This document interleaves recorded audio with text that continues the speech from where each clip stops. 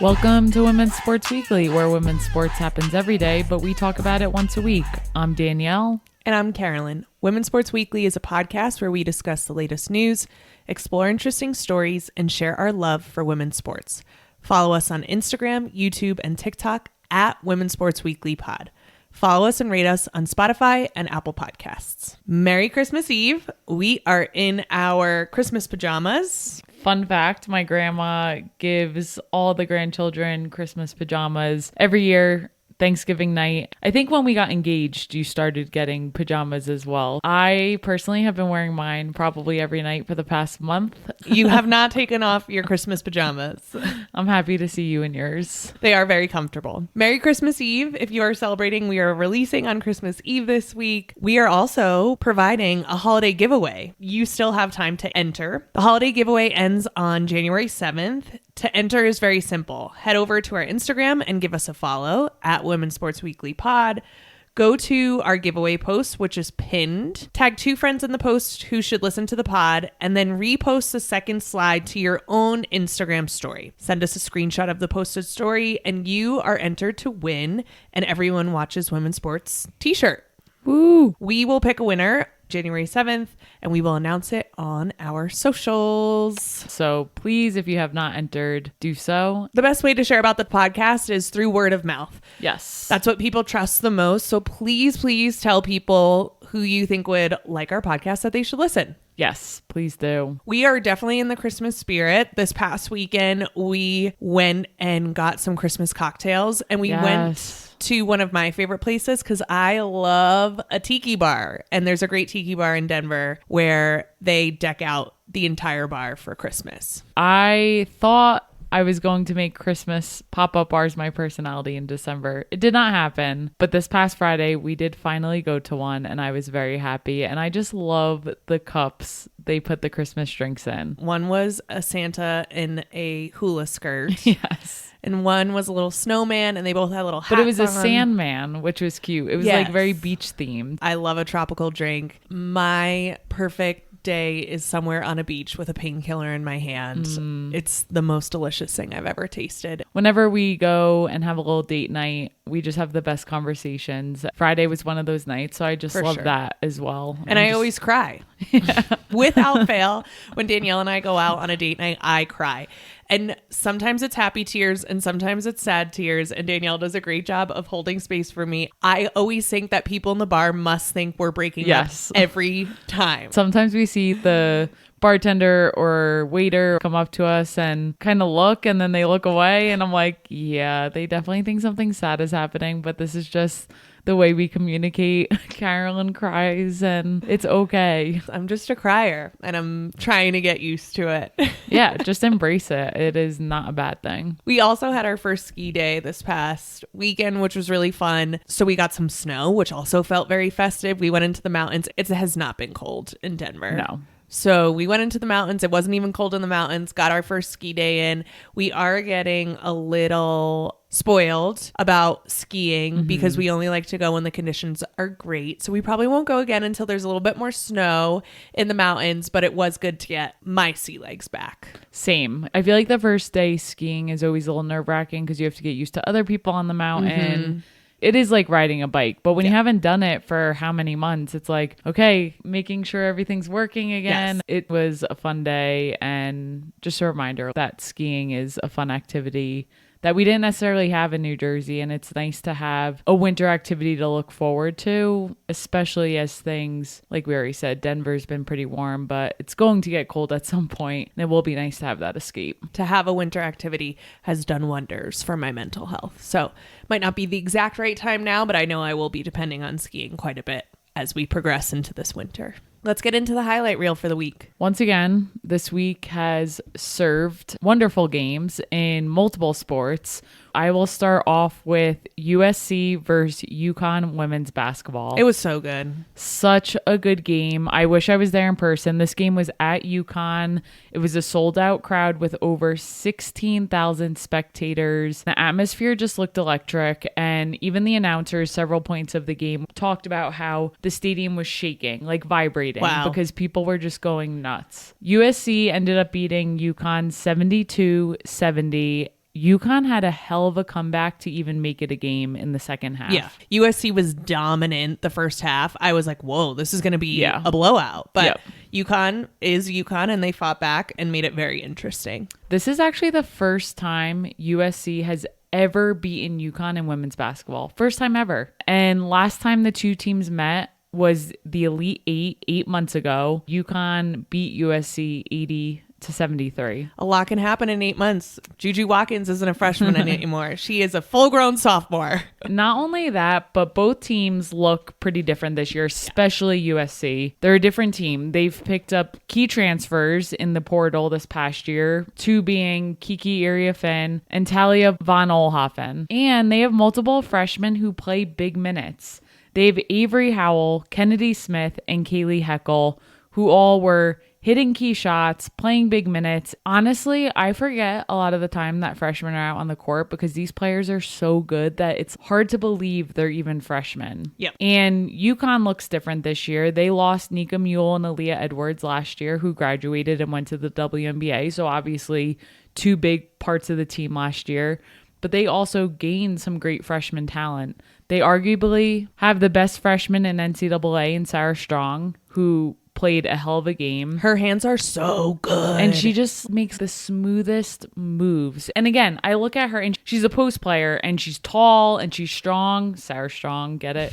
And sorry, I couldn't resist. Dad jokes are dadding. She just doesn't look like a freshman. She seems very composed. So let's get into the game a little more. One thing to note is Juju Watkins picked up 2 fouls in the first quarter. I did not love the officiating in the game. Well, do we ever? No. I was like, that's not a foul. On both sides, I was just like, these fouls are so dumb. Yeah.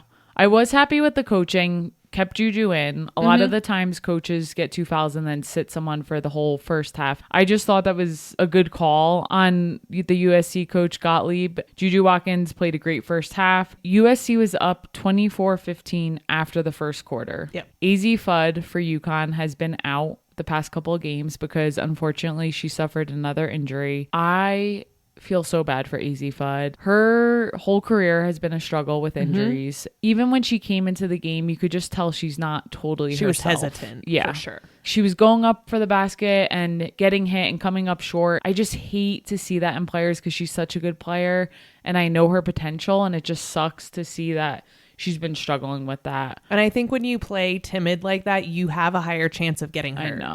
I know. But it was good to see her get some minutes in the game. Hopefully she continues to progress throughout the season. Another thing to note, Juju Watkins, the kid is unbelievable. She created space to hit threes with Paige Beckers in her face or other defenders in her face. She was able to split defenders down low and hit ridiculous shots. I don't even think she's forcing it because she makes them. The control she has over her body and the ball, it's really just very cool to see. Yeah, the body control I think is what stuns me the most because I'm like, that is not something that is necessarily taught. It's just something that someone inherently has. Or is it taught? I don't know. I think it's you just have it or you don't, honestly. You can't really teach that. When I look at her and Paige compared side by side and they were guarding each other a lot of the game, they're both just such smooth players. Juju, what I think she has on Paige is she's a little bigger, muscular is what I mean by saying that. And Paige is a very slim frame. They're both extremely athletic, have extremely good handles. They can shoot lights out. It was a really fun matchup to see. So at halftime, USC was up 42-29. USC shot 49% from the field in the first half and were 7 for 11 from the three. It just goes to show how well they were playing. As a reminder, this was at UConn. That is not an easy thing to do. UConn shot 35% in the first half. To start the second half, USC continued to stay hot and ended up going for an 18-point lead. I was like, they're just going to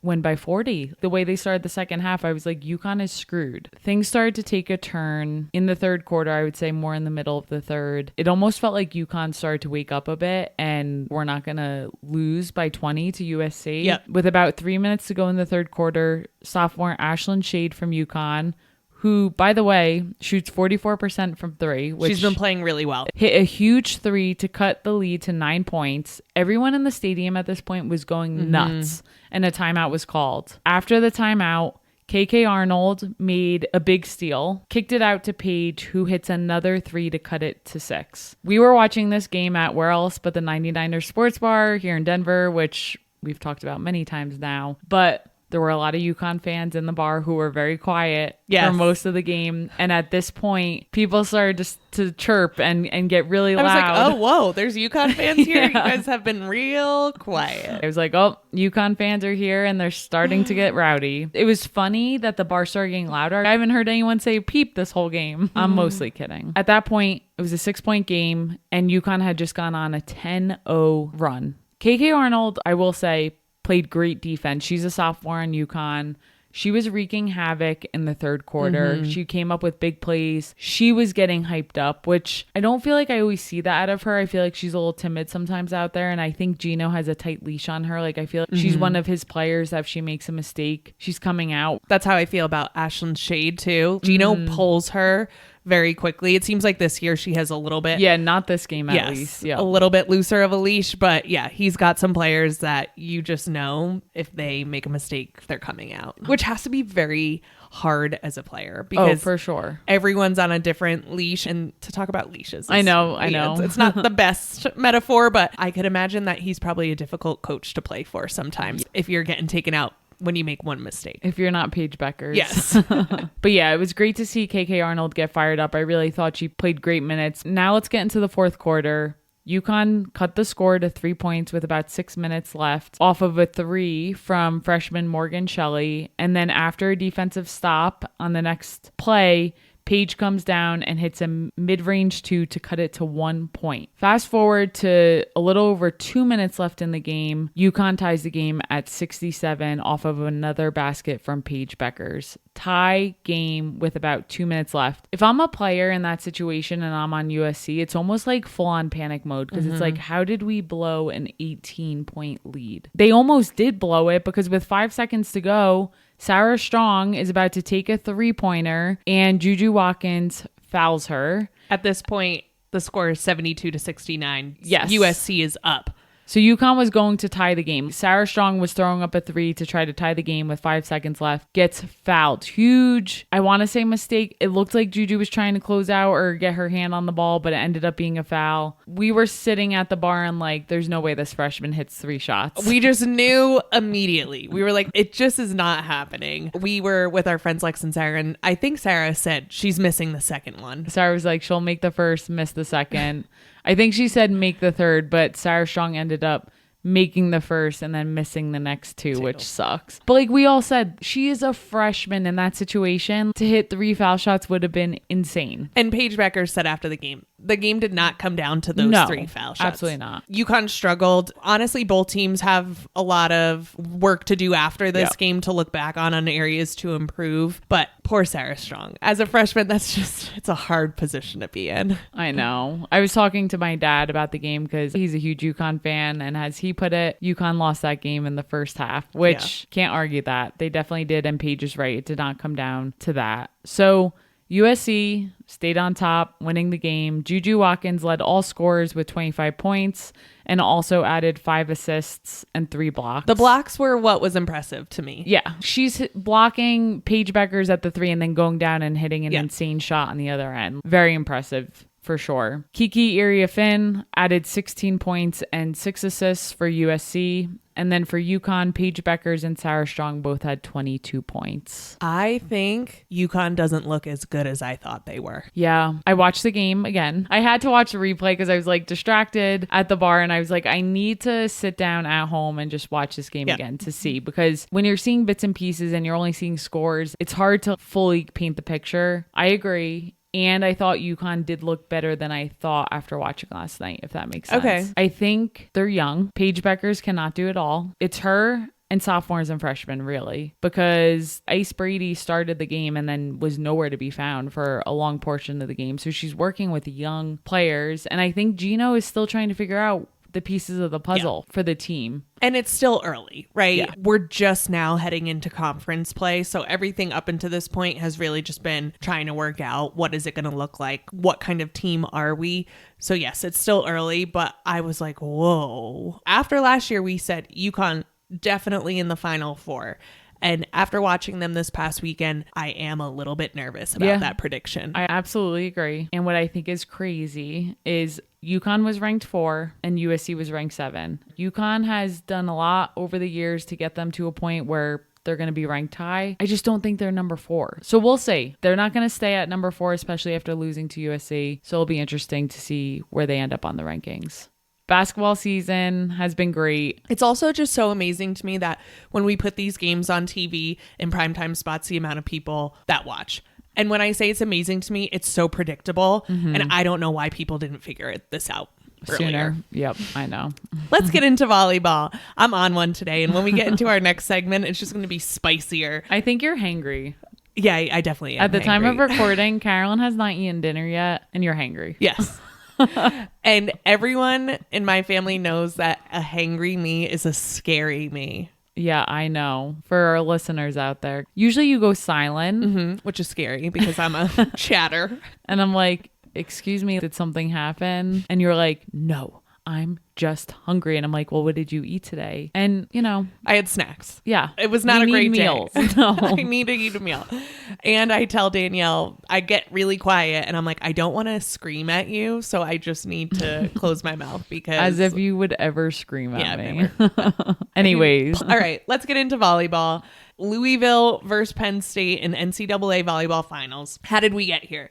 Louisville beat Pitt. Oh, I know. poor Pitt. Still the junior bridesmaid. So sorry. Louisville beat them 3-1 to get to the championship. Penn State was down 2-0 to Nebraska and did what they're calling a reverse sweep, which I didn't even know this was a thing, and won 3 sets in a row to get to the championship. I just think the Penn State story this season is one worth looking into, with their coach being diagnosed with breast cancer and then getting to this point, having the best season in 7 or 8 years, to be able to do a reverse sweep on Nebraska, who's been on top, like so good the past couple years, is pretty incredible. Both Louisville and Penn State have female head coaches, and it was announced that this was going to be the first time in Division I NCAA women's volleyball history that a woman was going to lead her team to a championship. That was a stat that I was like, oh man, we've got such a long way to go. If this is, it's 2024, it's about to be 2025, and we're having our first woman head coach win. I'm very happy about it. Let's get into this match. So we've talked about records and attendance with all these games. Not only was this the first time a women coach ever led a team to an NCAA national championship for volleyball, this national championship also set a new attendance record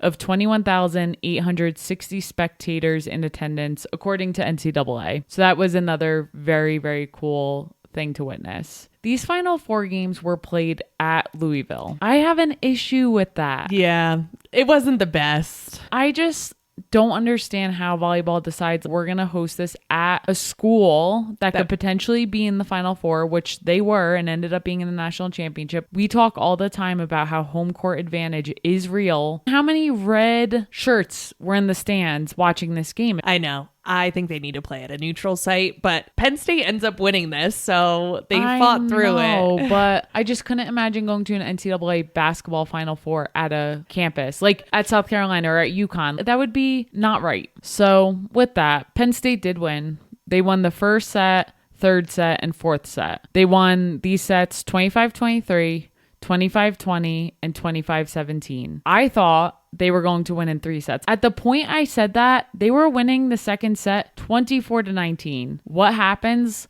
Louisville starts chipping away. For those who may not know volleyball, 25, once you get 25, you got to win by 2. The set is over. So they were up 24-19, and Louisville just starts coming back. They tie it 24-24. Then both teams continue to go back and forth. You and I were like, this set is never going to end. I didn't think it was And I ever didn't ending. want it to end because it was so exciting, the back and forth. Louisville came out on top in that set 34-32. It was hard to see Anna DeBeer sitting on the sideline. She suffered an ankle injury in the semifinals. She was obviously hyping up her team. She's a grad student on Louisville. Senior Charity Looper and libero Elena Scott on Louisville made pivotal plays, especially during the second set. You and I were saying, like, Charity Looper, watching her play is so much fun. I really enjoyed watching her on Louisville. And do you say libero or libero? We were hearing libero. So someone who plays volleyball or understands volleyball needs to tell us why some people say libero and some people say libero. I was friends with volleyball players throughout high school. I've only ever heard it being called libero, so I also have no idea where that came from. I'm so big on pronunciation. You know this. When we talk about people on the podcast, I really strive to get names right. And so when I heard libero, I was like, have we just been saying it wrong this entire time? Someone tell us. I don't think so. Another thing we noticed, and we've been watching volleyball throughout the season, but it just seemed like people were hitting the ball extra hard. I thought some people were going to have their heads hit off their bodies. The Louisville libero was so good. She was just fielding things, but she was getting slammed. Yeah, and somehow keeping it in play. Like, yes, using her body to keep the ball in play, but those balls were coming so hard. Yeah, they were. I mean, Penn State and Louisville hits the ball so hard. The women on the team jump so high and slam the ball. And you said you think most of those big hitters you think can dunk the ball. When I see them leave the ground, first of all, a lot of times they're coming from the back further line. back on the line. It looks like Air Jordan out there. Yeah. And the way their feet just kick out and the way they approach, like their whole back arches, they can definitely touch rim. Yeah. And maybe some of them can even dunk. I'm sure they would be afraid because the rim is so hard. But yes, I'm sure they can. I want to see it. But it is a thing of beauty, the way that these women can get so high up in the air and put so much force. And when they show it in slow motion, this is how, one, I know that I love women's sports, and two, that I know that I'm gay. But I'm just like, my jaw is on the ground. I'm like, wow, I've never seen something so beautiful.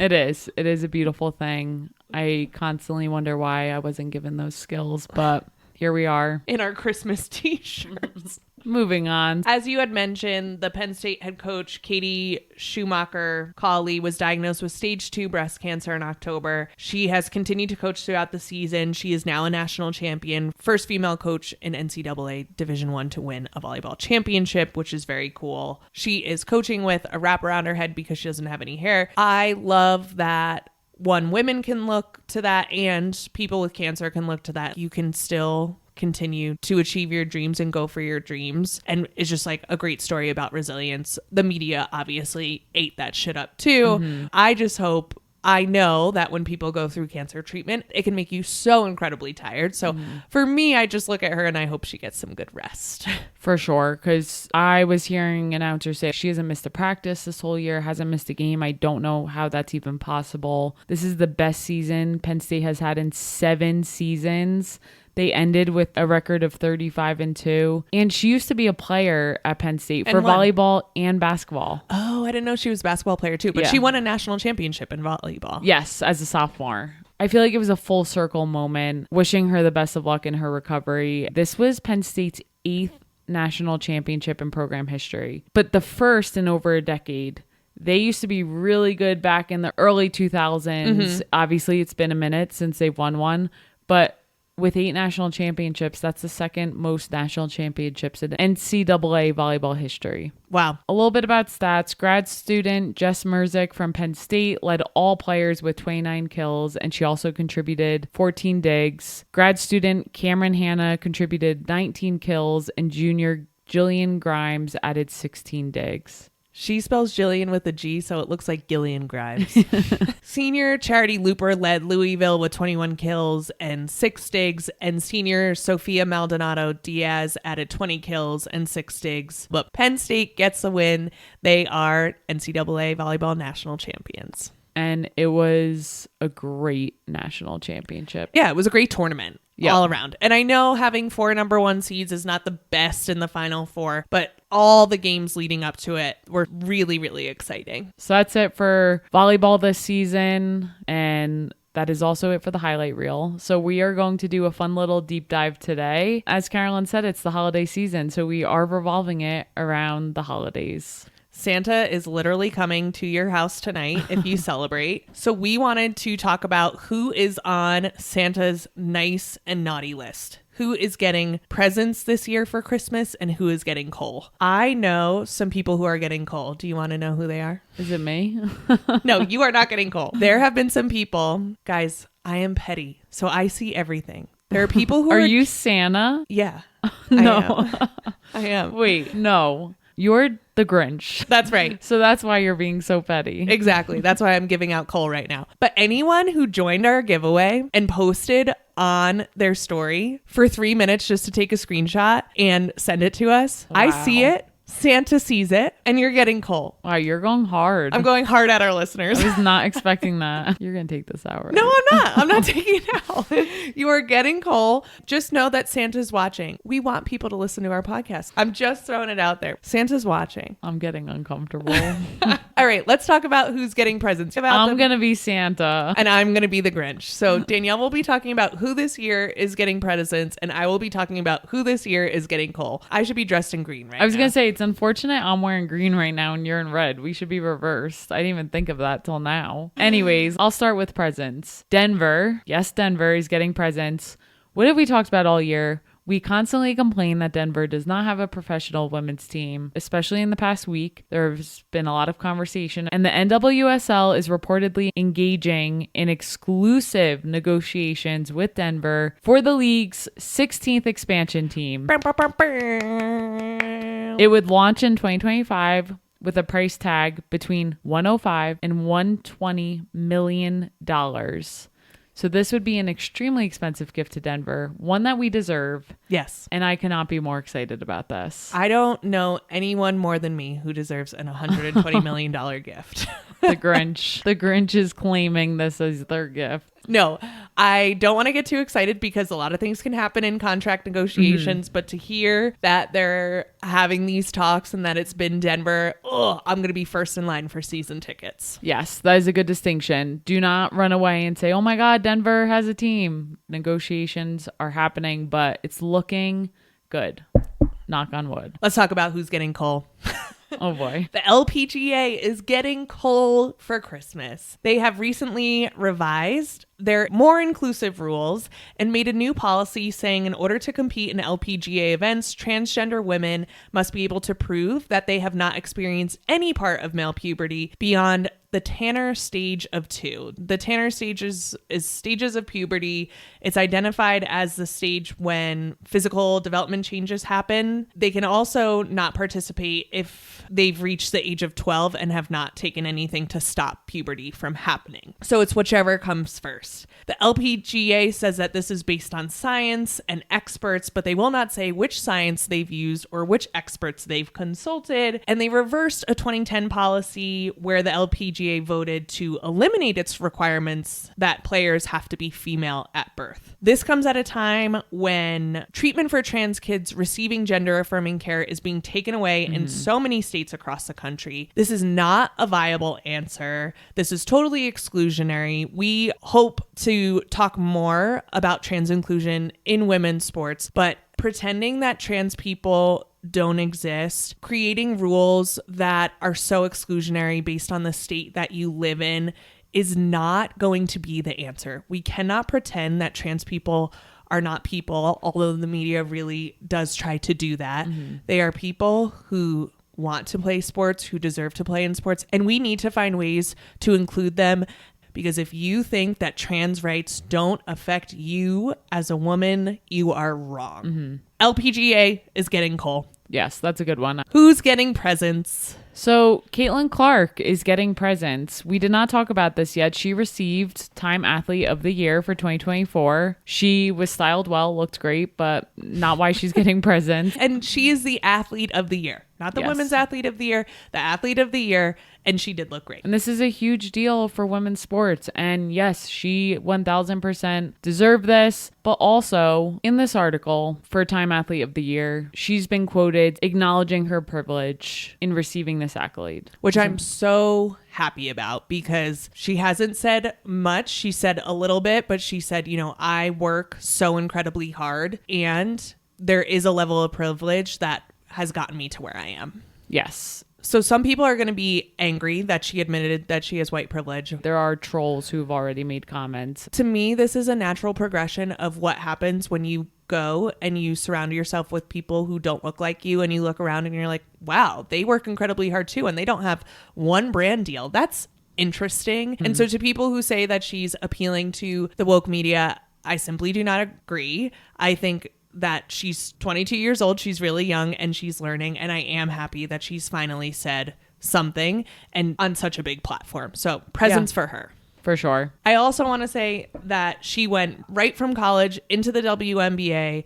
She had a little bit of a rocky start, and then she ends up with Rookie of the Year. She had such an incredible bounce back and handled it all in great stride. I cannot wait to see her progress in the W and to see what she does with her role and her platform. With that, who else is getting coal? All right. The management behind the San Diego Wave, the Las Vegas Aces, and the Seattle Storm are all getting coal for Christmas. Yeah, it's been a rough go for these teams. It really has. So San Diego Wave have allegations of a poor working environment, and then their president, Jill Ellis, leaves for a position as chief of football with FIFA.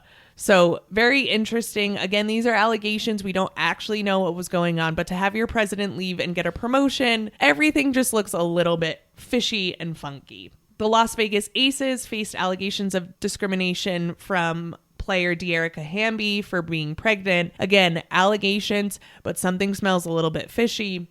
And the Seattle Storm have allegations of player mistreatment due to player performance. Of course, every team has denied across the board that anything went wrong at their team in that environment. But what the heck is going on? We don't know. And because we don't know, you're all getting coal. We know enough to give you coal. Who's getting presents? Barbara Banda from the NWSL is getting presents. She won an NWSL championship in her first season in the league. She scored 13 goals and 6 assists during the regular season. She scored in every round of playoffs, and she's the championship MVP in the NWSL. She was voted BBC Women's Footballer of the Year and scored a hat trick at the Olympic Games in Paris on the Zambian national team. So she had one hell of a year playing soccer. And I love to watch her, which is why, you know who's getting coal? J.K. Rowling. J.K. Rowling's getting coal for repeatedly putting women at risk by calling them men. She is the worst. And it's really upsetting because she wrote Harry Potter. Tell us about what you struggle with as a gay woman. I struggle with a lot. One being, I've always loved Harry Potter. I've read all the books, love them. I would one day like to read them again. And all this crap has come out about J.K. Rowling and how she treats women and trans women and creates this mess on social media. Yep. So I struggle with the idea of she wrote these books and I like them. And what do I do with that? Yeah. That's one. What else do you struggle with? I personally like Chick-fil-A. Chick-fil-A is not nice to the gays. Bad, bad, bad. So I try not to eat Chick-fil-A. And every once in a while I do break and I eat it and I feel like a horrible person. Is this your confessional? Yes, my 2024 confessional. I don't know if I've had Chick-fil-A this year. I don't think we have. I do a really good job of trying to avoid it, even though it's calling my name sometimes. 3, shopping at Home Depot. Ooh, we're guilty. Also give money to bad people and bad organizations, and yet we give money to them. So again, sometimes I just feel like a horrible person because I'm stuck in the middle, and sometimes I just need to make a decision on what's right for me, and not always a good idea. Well, I'm glad you got that off your chest. Me too. All right, let's talk more about why J.K. Rowling sucks. So when Barbara Banda won the BBC award, J.K. Rowling said that the BBC, in quotes, decided this was more time efficient than going door to door to spit directly in women's faces. Barbara Banda is a cis woman. Yep. I don't know what the heck J.K. Rowling is doing. If she was a trans woman, it wouldn't be any better.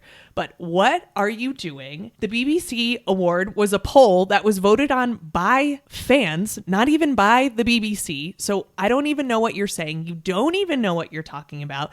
You did this in the Olympics with Amana Khalif. What are you doing? Go to therapy. As someone who goes to therapy, please go to therapy and get whatever issue you have figured out. And if you are so concerned about women, why do you repeatedly put them at risk for harm? Coal, coal, coal, Cole. I call you the Grinch, but I agree with all of these. I'm coming tonight. I'm getting on my sled and I'm throwing Cole through windows. No, you're getting on your broom. My broom. I'm taking Max the dog. Scout is laying down over there. Scout is soundly asleep right now. Looking so cute. She is resting up because we have a big night tonight giving out Cole. Who is getting presents? Last but not least, I have a few here. They're all getting presents. Kelly O'Hara, Alex Morgan, Alyssa Nair, Sam Ewis, and most recently, Becky Sauerbraun are all getting presents.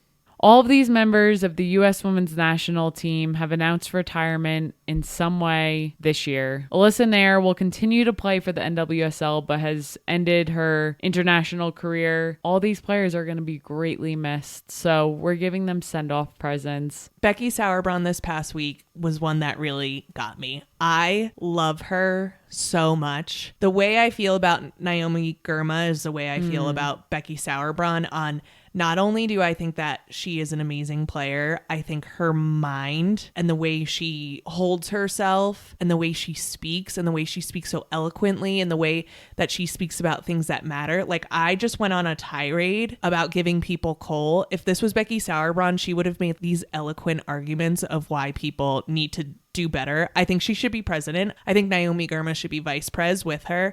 I'm going to miss having her leadership in the soccer world. Yeah. So presents to them. Presents to them. And I think that you're getting presents this year. So are you. Thank you. Even though I was just so, You're getting presents. I'm giving the presents, so you're getting the presents. Thank I know you. this. I can't wait. I do love to receive presents. You do. It is one of my love languages. Most languages of love are my love language, but I do love to receive and give gifts. Although I'll be giving out a lot of Cole this year, I'm going to be definitely giving you presents. Yay. Cannot wait to open them. All right. So what are you looking forward to this week in women's sports? On Sunday, December 29th, there are a ton of women's basketball games on. If you're looking for something to do after Christmas, if you celebrate and before New Year's, check out some basketball on Sunday. Ohio State, who's been ranked 11 in the last week, will be taking on unranked Rutgers at 2 p.m. Eastern. Ohio State is currently 12-0, and they're led by junior Cody McMahon, who was amazing as a sophomore last year, continues to play great. And then Rutgers has a freshman, Kiyomi McMillan, averaging 20 points per game. She's been making unbelievable moves. We watched a video of her one move over and over and over again because we literally couldn't comprehend how she made the move. This was against Wagner. I still don't get it. Yeah, check it out on Instagram. There's clips of it, and I can't even try to describe what she did. It was some spin move where the ball stayed in front of her, but the spin on the ball was insane. And she was spinning her body. Yeah, pretty so amazing. Cool. And a freshman. She's just dominating as a freshman. So I'm really excited for that game. Besides that, what are you looking forward to? In the Professional Women's Hockey League on Saturday, December 28th, the Montreal Victoires take on the Minnesota Frost at 2 p.m. Eastern time. As a reminder, if you are in the U.S., you can catch all PWHL games on YouTube. Yes, that's it for this week. We will see you next week on Women's Sports Weekly. In the meantime, watch Women's Sports, rate and subscribe to the pod on Spotify, Apple, and YouTube. Share the podcast with your friends. Keep sending us topics you want us to cover on Instagram at Women's Sports Weekly Pod. Thanks for joining us, and happy holidays. Happy holidays. Hope you're all getting presents, unless Carolyn has something to do with it.